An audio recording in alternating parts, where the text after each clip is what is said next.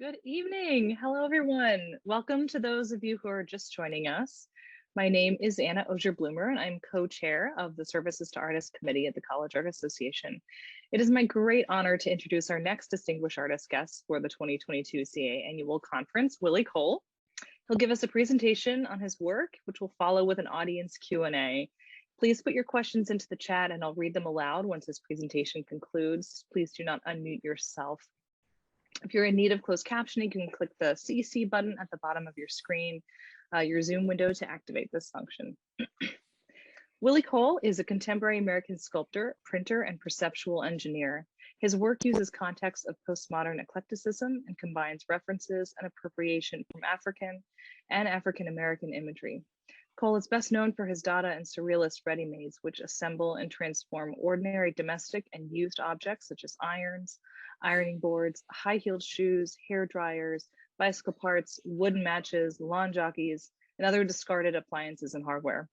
Cole grew up in Newark, New Jersey. He attended the Boston University School of Fine Arts, received his Bachelor of Fine Arts degree from the School of Visual Arts in New York in 1976, and continued his studies at the Art Students League of New York from 1976 to 1979.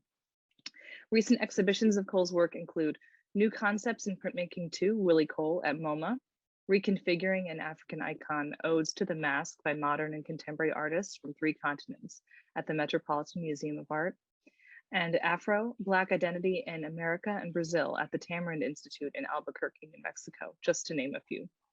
Cole's work is in the permanent collection of the Whitney Museum of American Art, the Walker Art Center, the Museum of Modern Art, the National Gallery of Art, the High Museum of Art, the Studio Museum in Harlem, the Metropolitan, the Museum of Contemporary Art in Chicago, and so many others.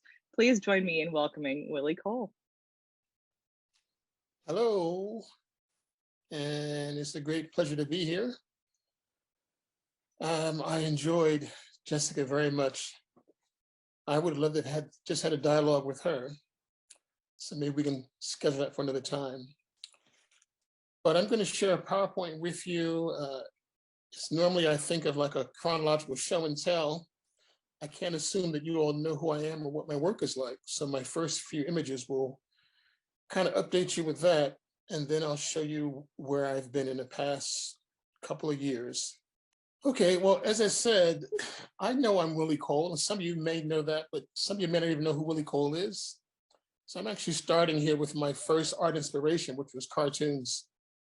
As a little kid, I would sit in front of the TV with a big piece of paper or cardboard divided 16 squares and draw my favorite cartoon characters as they ran across the screen. So that was my drawing lesson. But about 20 years later, 24 years later, I became a parent, my son played with Transformers, the toy, and that became my inspiration. Up to that point, between the cartoons and the Transformers, I worked as an illustrator in New York, as freelance illustrator, doing album covers, magazine, newspaper, anything that involved paint and eyeballs, including painting your house. I thought of that as art because I convinced myself that I could only and would only do things that were about art in my life. I wouldn't get another job to make art at night or part-time, those kind of things. Let's see. So probably about 10 years later, maybe like in the 80s, I was inspired very much by Armand. Armand, the French artist who works with single objects as a multiple, something that's very obvious in my work today. And I was also inspired a lot by Carl Andre, kind of for the same reason. I saw it as a kind of minimal maximalism, even though I haven't been able to convince anybody about that yet, but I still see it that way. Taking a single object and using it obsessively is what I would think of as a minimal maximalism. So later on, I was probably in the 80s, I was very aware of Arcimboldo, the court painter from the 14th century, who made composite heads out of fruits and vegetables and things like that. And then in the 90s, I was a visiting artist at Rhode Island School of Design, and I went to Brown University Gallery and saw this painting of the Tibetan Tangas and was very inspired by those things. So for me, inspiration, of course, the root of inspiration means in the spirit. So these things got me into the spirit of seeing things that way. So by the time I got to my own studio, those things were jumping out a lot. In the late 80s, it first appeared, the inspiration was African art, because I lived in a community that was very Afrocentric, and Black people were just becoming aware of so many things about African culture. Dance, language, and music were always present. I attended African dance classes at Rutgers University, and there was always someone there giving a talk about a Yoruba tradition or preparing a Senegalese dish. So that became a big part of my awareness. And that iron stuff, or that rather the African art, all added later by 1989 and 90 to inform me about what I could do with the steam iron. And the steam iron probably was the first object that people began to see me as a sculptor rather than an illustrator. This chart, which I'm not going to go through because it took a long time, it just shows the evolution of thought. I'll just say that the middle line, where you see the iron is the center, because that's what we're talking about. But the things below the iron have to do with the shapes of the iron. And the things to the left and right of the iron are based on, the one on the left is the appearance. So I'll just say the middle row, for example, Hattie McDaniels is there because the iron has a black handle. But the iron has a silver base. So the woman on the right is a suburban housewife. Silver is money, and she could afford a new iron. So she had a whole different relationship with it. It wasn't just a tool, it was a luxury item. So this pretty much says that I look for, I would say, simile or metaphors based on the shape of the object and my knowledge of the object, its function, etc. So that's why the iron, below the iron, there are boats, because the shape of the iron is like a boat. Above the iron, there's the periodic table for the symbol iron, and to the right of that, there's fire and water, which make steam irons. So this whole thought process goes into most of the things I make, but it happens in words, not as a diagram. So this is just one of the early pieces I actually made out of steam iron, and it's all inspired by African art, but it's not actually a copy of anything I've seen. I usually, at that time, I would always take the titles from the objects themselves. So on this iron, there was a phrase, fill here. Of course, is where you put the water. But I went on to recognize, if I was seeing the iron as an object used in ritual ceremony, which is what I was relating it to the Yoruba traditions, I asked myself, what was the evidence of the power of the iron? And I recognized the power was in the scorch. So I started making scorches on paper and canvas. This is an early one here. So now I'm jumping way ahead until maybe the year before last, where, well, I'll let it play and I'll just tell you that I'm a big fan of David Bowie. And I noticed that Bowie has a name for every era of his creative practice, from being this slim white dude to being Ziggy Stardust. So I have names for myself too. So in this moment here with this image and the things that preceded this, in the mid to late 80s, I was just Willie the Scorch. And I recognized that if I was a mafioso or a member of the mafia, my name would be Willie the Scorch, because I would be a hitman, and I would snub people out. I would be an assassin. I'd be scorching them. I'd be Willie the Scorch because the scorch is the same color as my skin. So once I realized that, I decided to make a grid of scorches commemorating all the Black people that have been killed in police custody. And that's what I was working on in the video side of this frame here. Of course, there are thousands of people. Even if I just go back to 1980, there are thousands of people. So I've only got about 200 so far, but it could become a lifelong process or project. So here you can see the full piece. This is 8 by 8 feet. There are 11 scorches on each line. There are 88 scorches in total. I also recognize that if my iron sculptures were representing a tribal tradition, what would the people look like in a tradition? What would the warriors look like? So I decided to use Photoshop to turn myself into a warrior. So here you see me on the right as the sunbeam warrior, wearing scorch and soul plate, which is the hot part of the iron from the sunbeam iron. And on the other side, I'm wearing the silex. The silex has almost become my logo in the past few years. Because I was doing scorches starting in '88 till about 1990, my dealer thought that I should move into printmaking, which I hadn't done since high school. In high school, I did Jimi Hendrix t-shirts, Santana t-shirts, things like that, silkscreen. So she connected me with this studio in Manhattan called Atelier de la Toile, Behind the Star. And I created this piece here, which is a wood block print. The iron board is actual iron board size, actual scorch size. This might be my most well-known piece. It's in a lot of museum collections. But it's inspired by an image of the Brooks slave ship, which I had in a book that my mom purchased when I was a little kid, called Johnson Publications Guide to Negro History. I still have the book today. It was very valuable in the 60s because, there was no Negro history in our awareness. I mean, it seems like a ridiculous thing, but we went from Negro History Day to Negro History Week to Black History Month.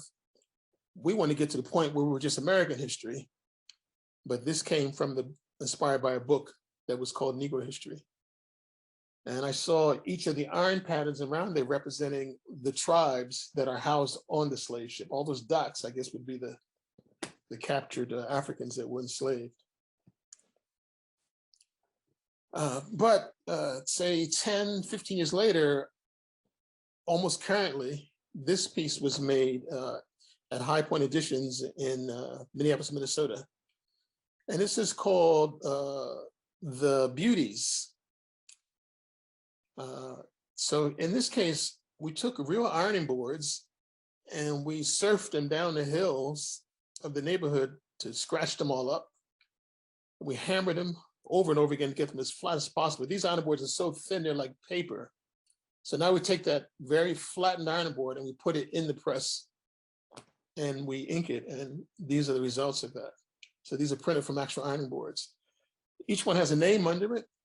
And the names are the names, they're all antebellum sounding names. And that is because this work with the iron board was inspired by my great grandmother who worked as a domestic. She died in 1994 at 100 years old. Her name was Eva May.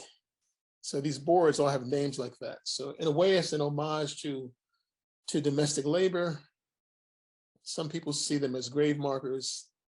And because of my art history, the history of my own work, some see them as slave ships.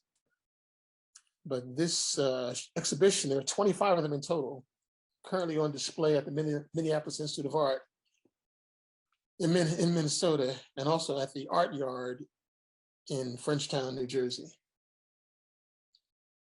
So we're kind of in the present now. So I did a piece like this 20 years ago or more that got damaged. So my gallery asked me if I could repair it. So since the fire was hot, the irons were hot, I just decided to make more of them. So they were all called domestic shields. The original ones were inspired by the Zulu shields. I would say the one on the left here is more African inspired. The one on the right is just a more contemporary graphic, me seeing how easy it would be to just draw with the steam iron. Also in the present, I am more known for making these high heel pieces. They came about because I had a show at Eastern State Penitentiary back in the mid-90s. And I wanted to make something out of sneakers. I didn't have enough to make anything, at least in my mind at that moment I didn't. I'm sure I could have made something out of one sneaker. I know that for certain nowadays. But back in the 90s, I wanted to have like thousands of them. So I went to my local thrift store and there were not many sneakers, but there were lots of high heel shoes. So I started making art out of high heel shoes. I see these pieces as jigsaw puzzles. I have a room here in my studio that has like millions of high heel shoes. I don't make any sketches. I just play with them and see what happens. In my mind or in my imagination, I'm telling myself that I'm exercising the spirit of the high heel to create the form or the image. So the one on the left, the gold one, is called eye candy, because those eyeballs are the tip of the heel. So when you walk around the room, the eyes move. In fact, that piece is right behind me here. So you can see it a little bit there on the wall in my house. And the one on the right is called Lizard Mommy, because my wife and I made up a bunch of band names, and we thought that'd be a good name for a heavy metal band, Lizard Mommy.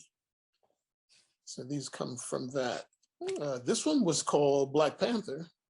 This is just black suede shoes. This one was called Zebra Town Mask, obviously because it's black and white. This one is called Shinufu, because there is a group of people called Sunufo in West Africa. And Su and Shu are so similar, and I'm a guy who loves words, so it became Shinufu. This one is in the collection of the AGO Museum in Toronto. This is called United Souls, because there are four faces, it's face on each side. And they sent me this photo of just this one side, but you can see here, this is the nose of the faces on the side. This is the lips here. This was a commission from the AGO in Toronto. So my last show in New York before the pandemic, which would have been in 2019, I guess. I'm actually always lost on dates and time, day of the week, hour of the day, et cetera, et cetera. But this show preceded the pandemic by like 6 months. And I did a series of masks. I put them all on posts so people could stand behind them and take selfies, because I recognized that we're living in the age of selfies. And I thought that would get people excited about the show, more participatory. So you can see these two masks here. I also make things out of water bottles. And this is outside my studio. Each chandelier is usually made out of about 3,000 bottles. This came about because I had a show at a museum called the Grounds for Sculpture. It's in South Jersey. It used to be owned by the Johnson families. Seward Johnson, the artist in the family, started it. And I was excited about the show. They have a big, beautiful outdoor exhibition space, and they have some interior galleries as well. I thought I would be outside. So I had made a lot of sketches ready to go, big outside. But then they tell me I'm going to be inside. But worse than that, they tell me they don't have any budget for production. So that night, I had a dream about a chandelier made of water bottles. A lot of my work comes to me in dreams. So I saw this image in a dream. So I started making chandeliers, what I still do today. The chandelier has become one of my pandemic survival projects, because I haven't shown them in many galleries or museums, but I get commissions for them all the time in public spaces and in private homes. They're all one water bottle, usually the 16-ounce water bottle. The one on the left, you see those orange tones, it has photos in it, because it's just a way to distinguish them. Like the one here has red film in it, so it looks like a giant strawberry. The one on the right has photos in it. The one on the right was made for the Cartagena Art Festival, or excuse me, Cartagena Biennial in Colombia. That was a few years ago too. But the great thing about making things out of water bottles is that it's a community project. Like when I did the piece in Colombia, I had 7 assistants. It's extensive work because I make it almost like jewelry. So I have to put holes in the top and the bottom of each bottle, then thread those bottles onto string or wire. and then lay those strands of bottles side by side, then sew them across. And now I have sheets of bottles, and then shape those sheets into forms. So this piece here, which is called A Big Drink of Water, was made at a school, a private school called the Pingree School. And the school is divided into two schools. So they have the lower grades, like I think it's like kindergarten to first grade, or maybe kindergarten to sixth grade, and the upper school from sixth grade to high school. So with the little kids, we put holes in all the bottles, and they each got to make a puppet out of the bottles, which only involved maybe 12 bottles. That was a reward for their labor for putting holes in 3,000 bottles. But we then took those 3,000 bottles to the upper grades, and we put them on the 12-foot long steel wires, sew them across to make the sheets, and shape the sheets. So for example, from the knee to the ankle is one shape, from the knee to the upper thigh is another shape. So you can imagine, so each, it's almost like maybe like a marionette, wherever your body joints, that's where its shape ends. So then we sew them all together with wire to make this 30-foot tall figure here. So this is something I've done a few times too. I did one for the city of New York for Earth Day in 2018, and I've done them in schools, mostly in New Jersey, soon in Detroit. So yeah, I guess I'm on pandemic survival now. It's funny, I'm not in presenters tools, so I don't know what images come in next. But here you can see my domestic warrior. I told you he's become like my logo. So here I have him on coffee mugs, or what they call latte mugs, which I offer to museum gift shops around the country and sell for my website. As with this piece, more pandemic survival stuff, Black Art Matters t-shirts. During the George Floyd catastrophes, murders, or uprisings, and so much Black Life Matters, and the pandemic is raging, and I'm saying now, what could I do to add to the conversation, and what could I do for survival? Because, as I said, I used to be an illustrator, which is freelance work. I was a master of low budget graphic design. I got commissions from Red Cross, New Jersey Opera, places like that. I did a few album covers and book jackets as well. But when my son was born, I thought I should get a real job. So I got a job as a computer graphics artist, and I did that for 2 years. I'm talking about like 1982 and 83, so computers were very different then.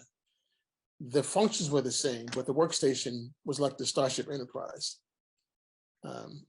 But after 2 years, I left that job and decided to just work as a full-time artist, sink or swim, float or surf.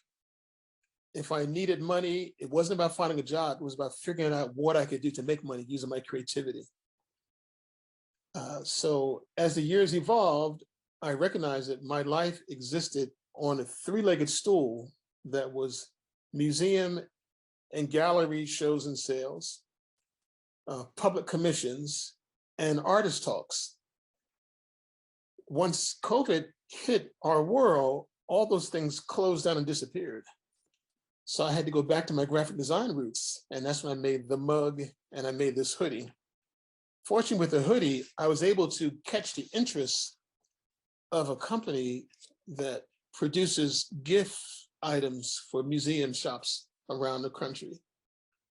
I was able to license the concept to them, and they then made hoodies, t-shirts, magnets, pencils, caps, the whole spiel. So I turned it to be a good thing. And my labor now was very small. Like I think for about a month, I sold it from my website exclusively. But after the first month, I sold the concept to this company. And that still brings me rewards every quarter. You can see the variety of people who've purchased them here, from artists to students to various generations. But my first pandemic commission was this piece here.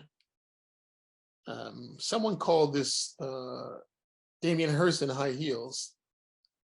but what it really is the reception desk of a hotel in Washington, D.C. There's a hotel called the Xena Hotel that was just built 2 years ago. And it's a feminist themed hotel. You may guess that because it's called the Xena Hotel.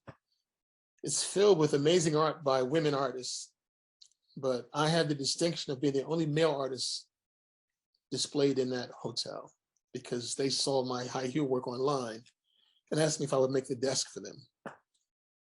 So I wanted to make this, the legs with the plexiglass top, but they felt the whole thing should be inside of a plexi box. So this is how it looks today. It's in Washington, D.C.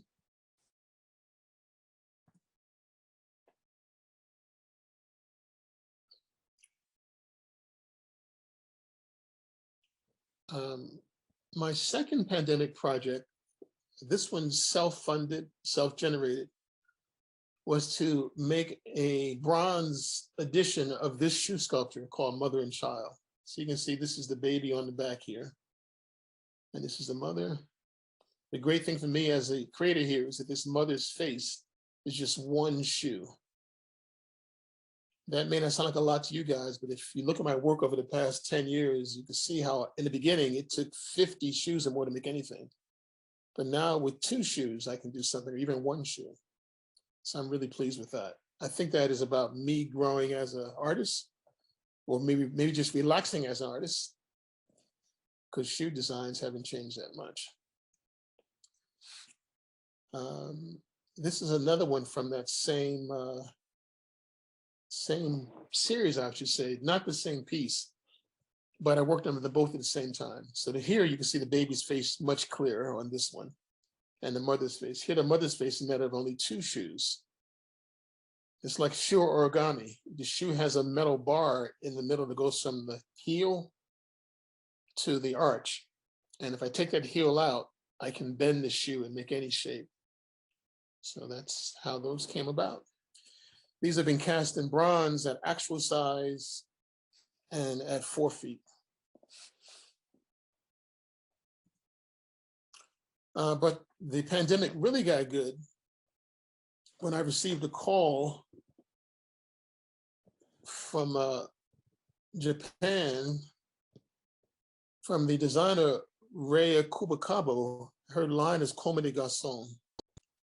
And one of her staff members saw my work online and presented to her. So she asked me to collaborate with her on last year's runway show in Tokyo. She asked me to make headpieces for the models to wear out of high heel shoes. And she asked me to collaborate on textile design patterns to put on the clothes as well. So that was a great experience. The greatest thing about it was that it didn't involve museums, galleries, and art dealers. Because I actually have some issues now with the hierarchy of the art world. I think art dealers have too much power, critics have too much power. They wouldn't exist without the artists. But when we interact with them, sometimes they respond as if they have authority and power over us. So much so that I have redefined the word curator and now hear it as someone rating my cure. So I'm mentally ill. The only cure for me is to make art. So then they bring a curator in to rate my cure, to tell me if it's good or not.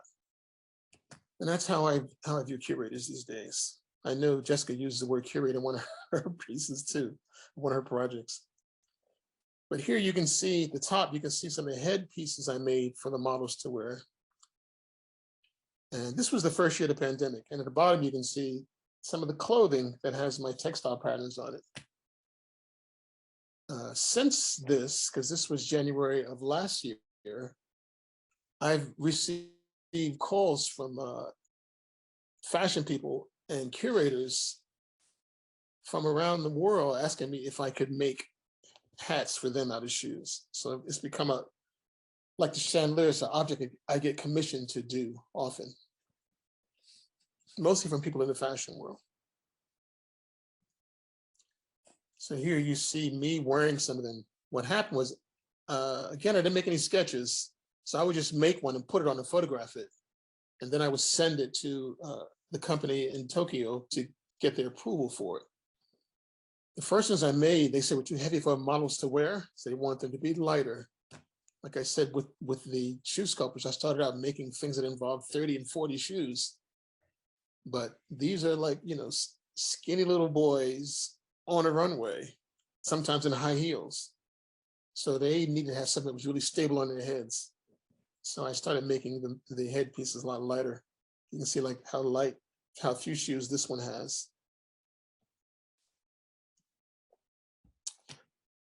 And I should say also, another challenge for me during the pandemic was to stay productive, because I did spend some time thinking about, what I'm going to do next, which I don't usually do. I have interests outside of fine art. I'm also a musician and a writer. So I could easily drift into just playing the guitar all day and not worrying about everything as if everything is fine cash flow wise, which is not true, especially then. Or I could spend all day writing a story or a poem or a play.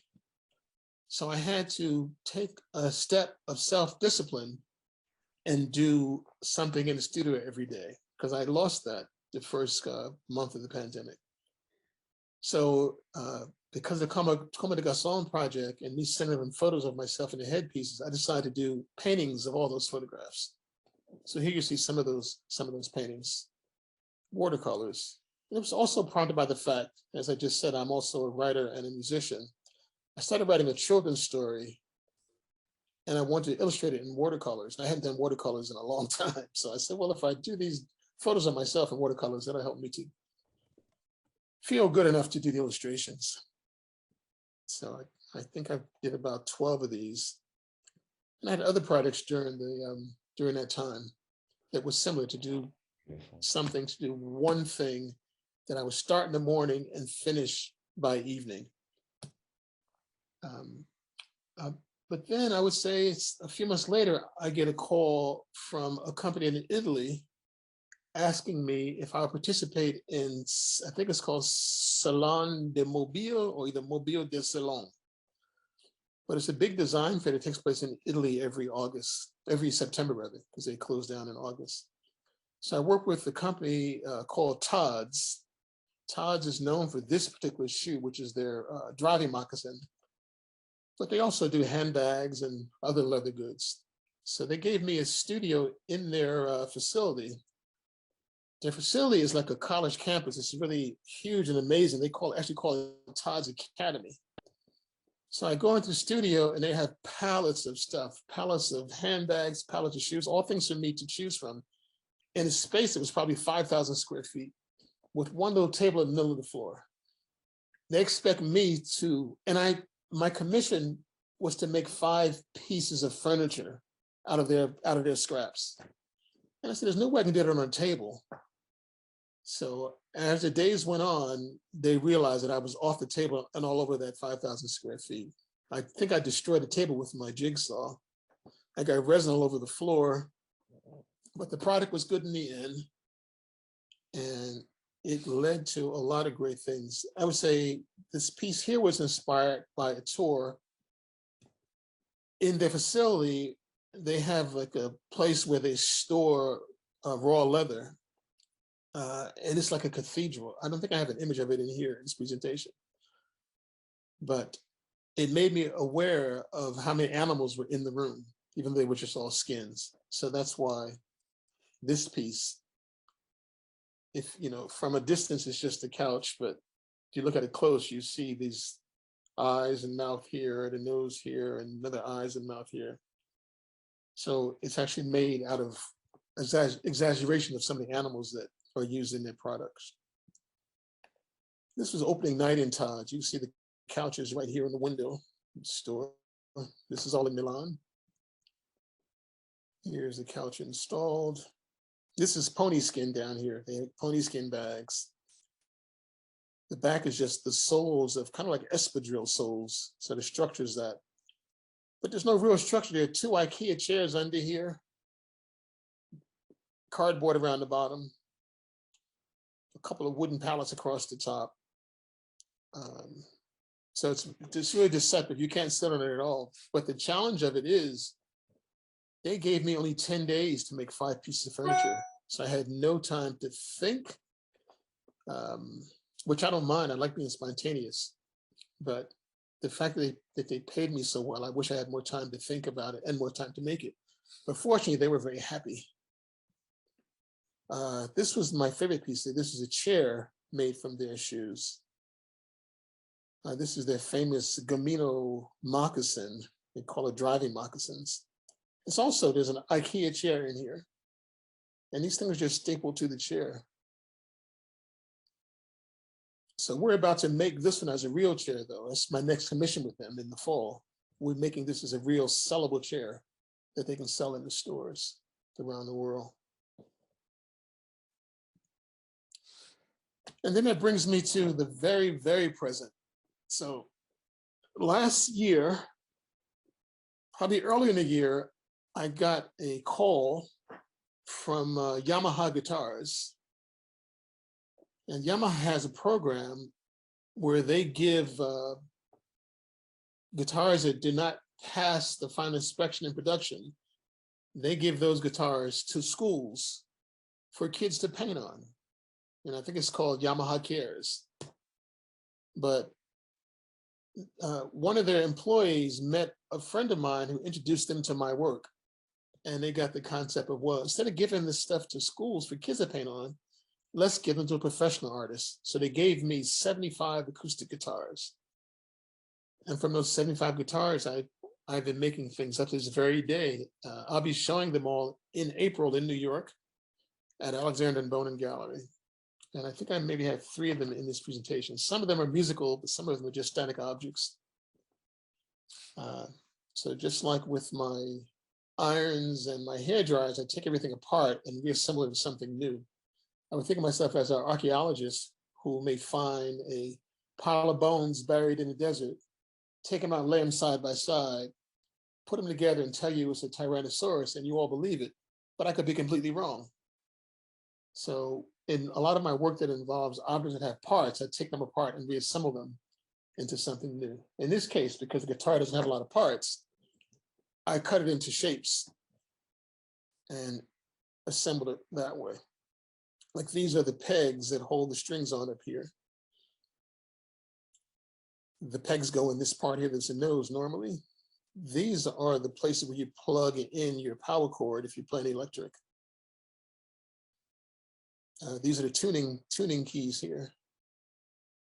And the rest is just a body cut up. You can see here, this is the fretboard on the neck here. I think of this side, the right side is a male, and the left side is female. So that's actually what I'm working on now for this show. The one on the right here was the first one I made when I first got the guitars. They gave me basically 3 kinds of guitars. These are the 3/4 size acoustic classical guitars. So I have a lot of these. So I made this piece first. So I said I got to experience with so many things, as we all do with age, and artists tend to be able to access areas of areas of human potential that most people don't never access. They just float or plug into the mainstream of life. But we're more contemplative or contemplative, as people like to say. And I think about what's called the higher faculties of the human intelligence. And that would be perception, reason, imagination, intuition, memory, and will. So I attempt to access all those things and everything I make, but I also attempt to trigger those things in you. So by making something out of an object that you're familiar with, I've already triggered memory. By altering it, as I've done with these guitars, I've engineered your perception. So you're not seeing guitars, even though your intellect touches a guitar, you're seeing what I made first. So I could go down the whole list, but I try to use that awareness.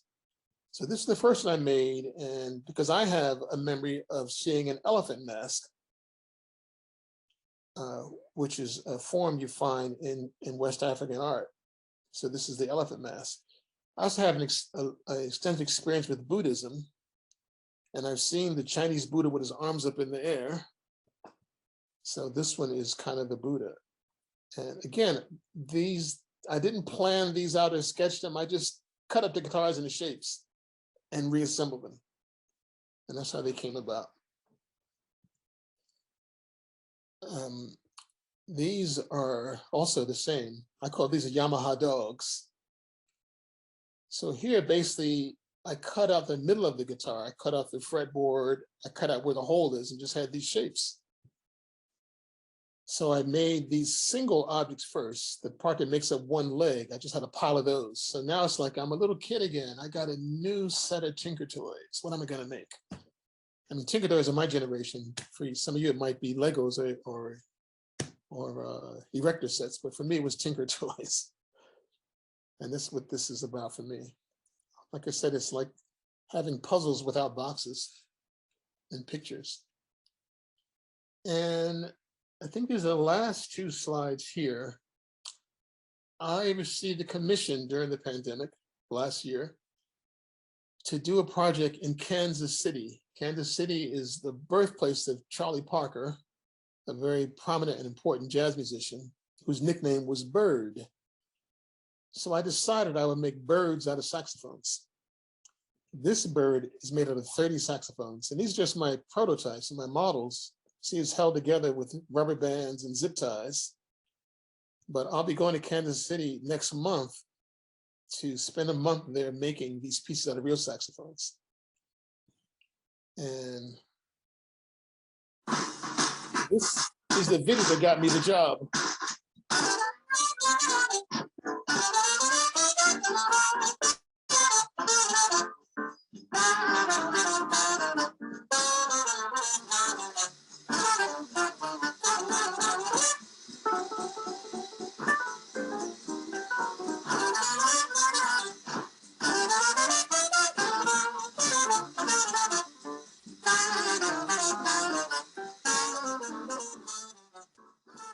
So I'm proud to say, I think I'm right on time with the prescribed length of presentation, and I'll be glad to take any questions you have. Thank you all very much. Willie, thank you so very much. This was such an incredible presentation. You really led us into your life in such a special way. My son is here. He appreciated your work as well. So the first question that we got in the chat I will share is about your chandelier works. Someone was wondering if the water bottle pieces carry a recycling or environmental concern or association. Are you trying to reference plastic pollution, things like that? Yeah, all of that's true. Of course, I have always been concerned about the environment. I've been so many labels in my life. I'm pretty much what I call a no-frills nature worshiper. But I live in a very natural environment. I live in the woods of New Jersey, next to a little stream. I've been like a vegan for over 50 years. And I believe in water cures. And of course, I'm very aware, based on our current news media and science, about the values and harm that we bring to the environment. So initially, it was an aesthetic choice to make the chandeliers. I said they had no budget for the product. But when I had the dream, it still seemed just aesthetic in the dream, because in the dream, there's a recurring phrase about a water bottle in every house. No, about a Buddha in every bottle, because the first chandelier was a Buddha chandelier. It's a picture of Buddha in every bottle. So it's a Buddha in every bottle. But once they were made and exhibited, I began to think more about the symbolism of the plastic. I don't go into art with full concepts. I believe that anything I could think of has already been thought about and is already in the world. Like everything that we do, everything that we live, every answer we need already exists.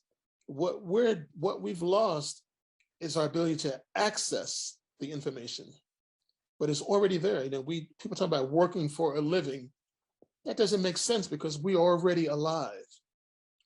We don't have to work for a living. We just have to live.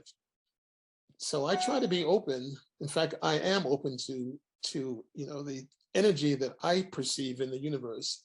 And I proceed through life with the faith that I can connect if I'm patient and if my faith, and I'm not talking about religious faith, but faith in my human ability to access the parts of humans that they don't talk about, that large percent of our brain that we don't use.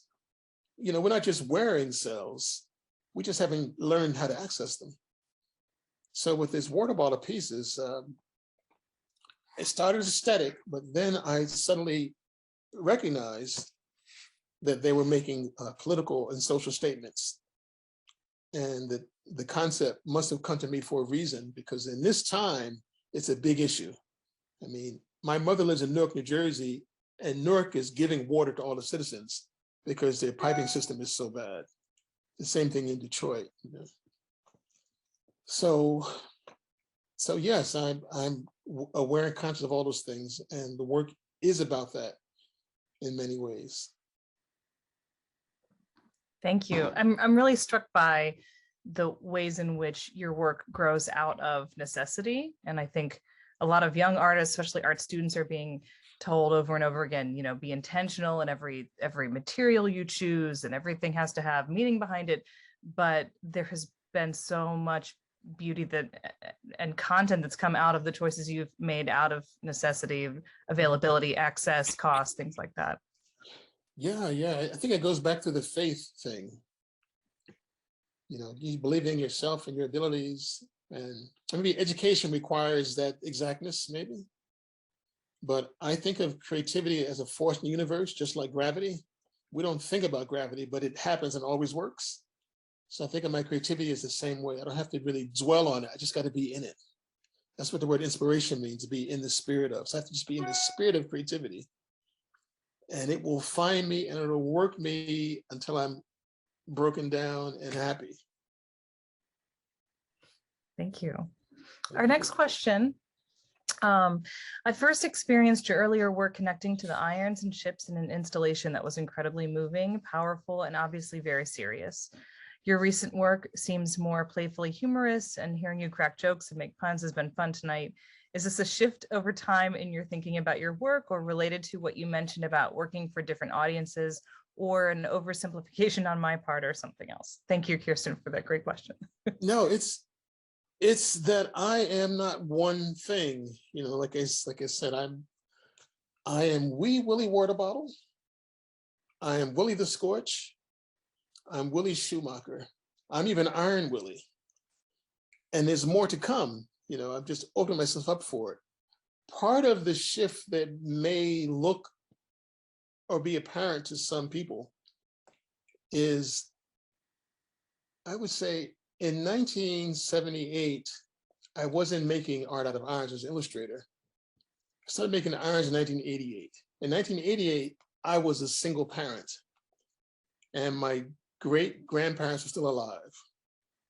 So that was a big part of my life, But in 1994, I was married. I inherited 2 young stepkids, and I had a brand new newborn. So I was more, you may hear these as jokes, but I'm really serious here. So in 1994, I became more in tune to pop culture. I mean, I watched Nickelodeon every day. I watched Blue's Clues. I saw the children's movies and stuff. Now, I started my interest in art as a little kid drawing cartoons. So those things became like part of me as well. And they just kind of re-emerged in the 90s. I mean, because in my studio now, I have one piece that someone might call serious. The topic is serious, but the source is like everything else. It's just what the shapes say to me. I didn't have a concept. I just had a shape, and I recognized that this shape was the same as this shape. So I could turn this thing into that thing because the shapes are the same, and I would trigger in people's minds both things at the same time. But it seems more serious than the other pieces I have. I think also the times we live in have to do with it. I know that I was exploring personal mythology through various religious cultures in the 80s. but I think I've resolved those issues in myself. And I remember when the first Gulf War came out, I couldn't do that anymore because I said, the world is at war. How am I going to be making stuff about a make-believe culture called the People of Iron when there's real war going on? So I stopped that for a year and I made things were all about terrorism and violence. But, you know, I guess currently, maybe because of where I live now too, because I don't live in a community. So I'm only in my own imagination almost every day. And I got a lot of wildlife outside. So like I made a whole series of things out of bicycles because there's always a bunch of deer in my front yard. So I've tied that to my sense of African art. And then there's the Chawari, which is an antelope symbol, you know, among the Bambara people. So those two things came together in bicycles. So it's about environment and about growth. You know, I'm not a 20-year-old starving artist anymore. You know, I'm actually a senior citizen now, and with grandkids. So my whole life is very different now. But I would like to believe that everything that I ever was, I still am. It's just a circle of things, you know.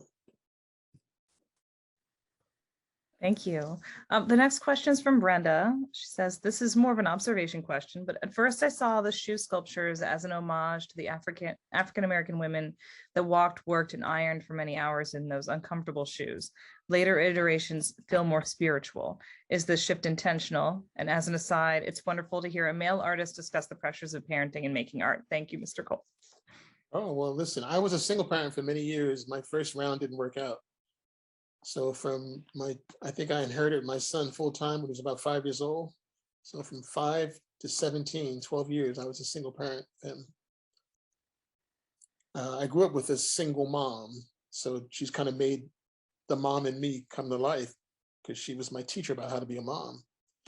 And I saw the value of family. So I knew I could be a better parent than my son's mom. So I took over that responsibility.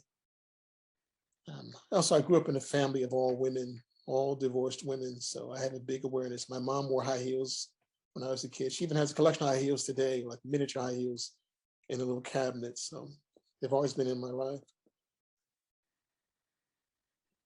Great, thank you. This is a much quicker question, but where can we purchase the Black Art Matters merchandise? Is it through your website? Yeah, if you go to my website, willycole.com, there's a button that says store. And I think if you click on that button, then you'll see a button that says Black Art Matters. Great, thank you. And then I had a question, which is about that that shift that you talked about, moving away from museum and gallery engagement, starting to feel more critical of that, of this established so-called art world. And I'm curious if you see yourself, if you prefer to start moving more in the direction of doing more of these collaborations with you know, commercial entities and commissions and things like that. What do you see in the future for you? Well, in the immediate future, I see more collaborations because they're already in place.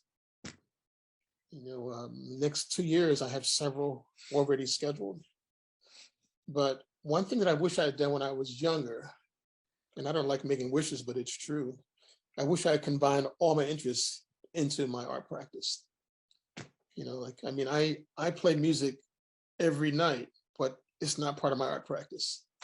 You know, I probably spend at least, well, it's in my mind constantly, but I write, in my opinion, I write amazing stories, short stories, screenplays, but they're not part of my public persona. And I didn't have the awareness to combine all those things together when I was a 20-something-year-old artist. But I think about doing it now. So I do plan to do more commercial collaborations just to be more independent of the art world. But I don't want to leave the art world, of course.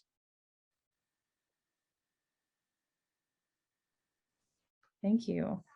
I think we have 4 minutes left. If there's any last lingering questions, or if I hope I didn't miss anything. We do have a couple more minutes.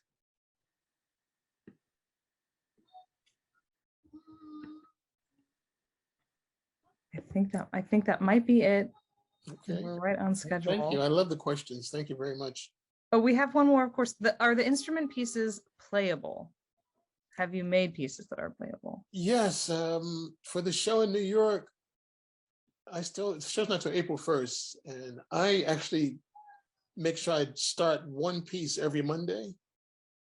Whether I finish or not is not the issue, but start something new every Monday.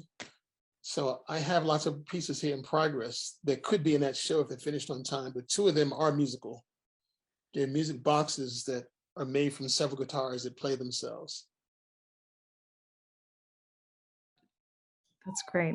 I also love how you've established sort of some like guardrails for yourself, starting a piece every Monday. You just kind of giving yourself some, I don't know if do you see it as a boundary or sort of to keep yourself motivated or focused? Yeah, I have to do that because, boy, my life could be so leisurely. I mean, I have been living alone now for 12 years. So I don't have the challenge of schedule anymore. Getting up, getting the kids ready for school and all that, picking my wife up from the airport, that's no longer part of my life. So, and I could enjoy just sitting and strumming guitar all day. So I make a list at the beginning of each week of what I have to get done that week. So I don't have to think about it. So I just go down the list. If I think I've got nothing to do, I look at the list. And it doesn't turn into like 24 hours of art production, but it turns into 24 hours of art production awareness, and it keeps me going. I've also discovered that, like, if I made one thing out of clay, it would be okay. But if I made 20, that 20th one would be amazing. So I have to do things in multiples because I'm learning as I go along, since I'm not making any sketches, and I often don't know what I'm doing in my mind. I'm just playing. So I need that schedule. It says, I have no other schedule in my life. I'm up every night till 4 a.m. in the studio, but that makes me sleep a little later.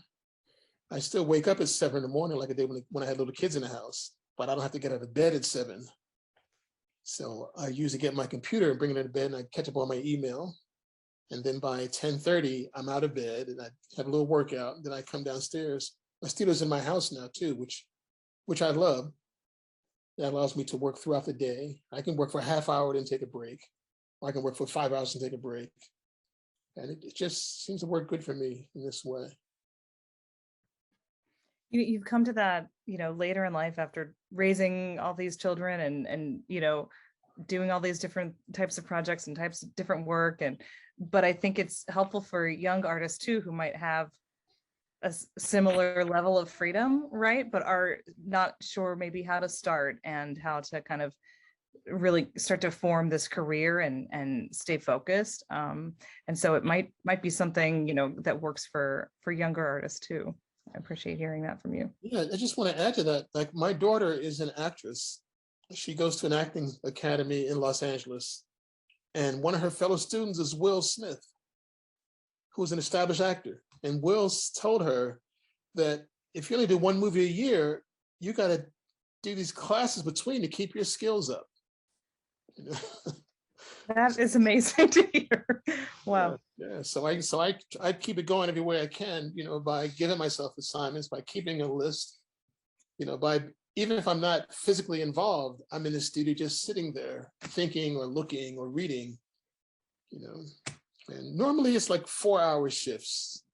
I work for 4 hours and I take a break.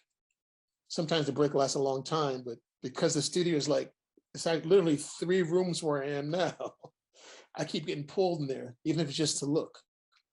So I'm in and out all day, touching stuff, moving things around, even if it's just like a half hour. It really totally is my life now. I think that is a beautiful point to end on, actually, for this evening. So, Willie, I want to thank you so much. This was such a pleasure and an honor, and we are so grateful to you for sharing your time today. And well, thank you for this invitation and this opportunity. Of course. Thank you all for coming. I appreciate your questions and your comments, and please enjoy the rest of the conference.